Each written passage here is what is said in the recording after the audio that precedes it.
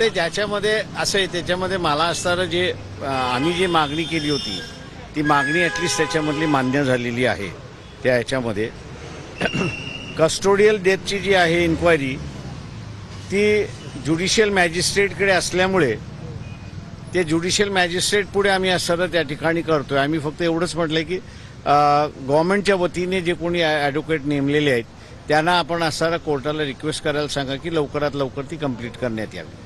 Sir, एक वेगळा विषय होता, मराठी भाषेला अभिजात दर्जा देण्यासंदर्भात जो निर्णय झाला त्याचा अध्यादेश आता आज केंद्राने जारी केलेला आहे.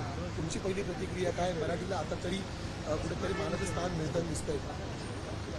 भाषा आणि मातृभाषा म्हणून एक अभिमान आहे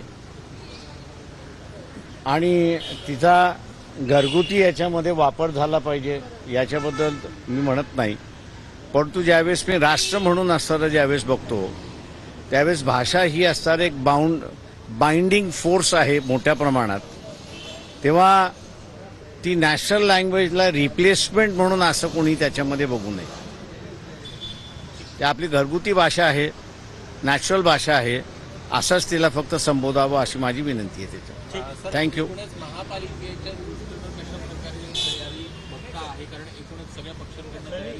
माझं म्हणणं आहे 22 तारखेनंतर इलेक्शन होईल की न होईल याचा निकाल होईल असं मी मानतोय. तुमचा काय अंदाज आहे?